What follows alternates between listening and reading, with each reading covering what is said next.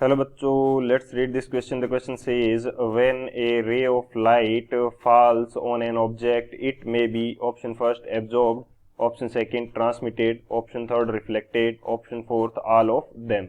इस क्वेश्चन के अंदर हमसे क्या बोल रखा है कि यदि एक रे ऑफ लाइट है वो किसी ऑब्जेक्ट पे गिरती है तो उसके साथ क्या क्या जो कंडीशंस हैं वो हो सकती हैं. तो बात करते हैं हम लोग की कंसेप्ट की. की कंसेप्ट की यदि बात की जाए, की कंसेप्ट, तो की कंसेप्ट हमारे पास क्या हो जाएगा इस क्वेश्चन के लिए. की कंसेप्ट हमारे पास ये रहने वाला है. सबसे पहले हम देखते हैं कि जो रिफ्लेक्शन है वो क्या होता है. सबसे पहले हम बात करते हैं रिफ्लेक्शन. रिफ्लेक्शन हमारे पास होता है यदि कोई लाइट रे किसी एक मीडियम से आके किसी सरफेस पे टकराती है और वापस उसी मीडियम में चली जाती है तो उसको क्या बोलते हैं हम लोग, रिफ्लेक्शन बोलते हैं.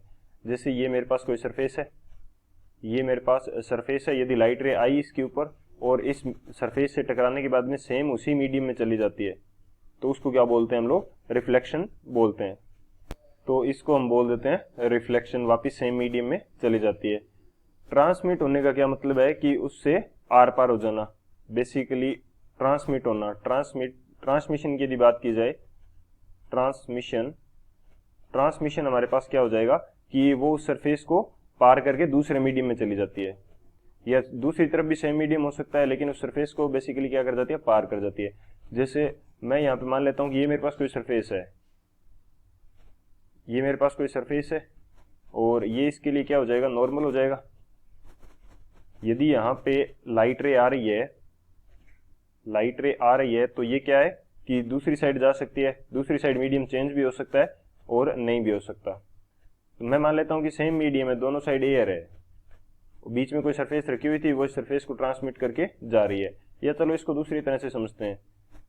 हमारे पास कोई सरफेस है, इसके ऊपर लाइट रे आई, लाइट रे आई, कुछ लाइट रे क्या हो गई, वापस उसी मीडियम में चली गई और कुछ लाइट रे क्या हो गई, उसको ट्रांसमिट करके पार चली गई. तो इसको हम बोल देते हैं, ये तो हमारे पास हो जाएगी रिफ्लेक्टेड रे, ये हमारे पास क्या हो जाएगी, रिफ्लेक्टेड रे, और ये क्या होगी, ट्रांसमिट कर गई तो ये हमारे पास हो जाएगी ट्रांसमिटेड रे. ट्रांसमिटेड रे, ये हो जाएगा ट्रांसमिशन. और एब्जॉर्ब होने का क्या मीनिंग है, थर्ड की कंसेप्ट के अंदर हम देखते हैं एब्जॉर्ब, एब्जॉर्ब होना.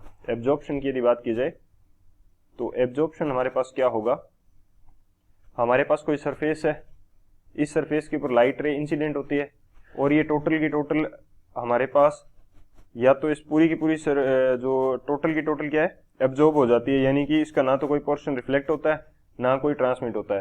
तो बेसिकली या फिर ऐसी कोई सरफेस होती नहीं है जो टोटल की टोटल लाइट रे को एब्जॉर्ब कर ले. सो क्या होता है कि इसका कुछ पोर्शन क्या हो गया, रिफ्लेक्ट हो गया, और कुछ पोर्शन क्या कर लिया, इसने एब्जॉर्ब कर लिया.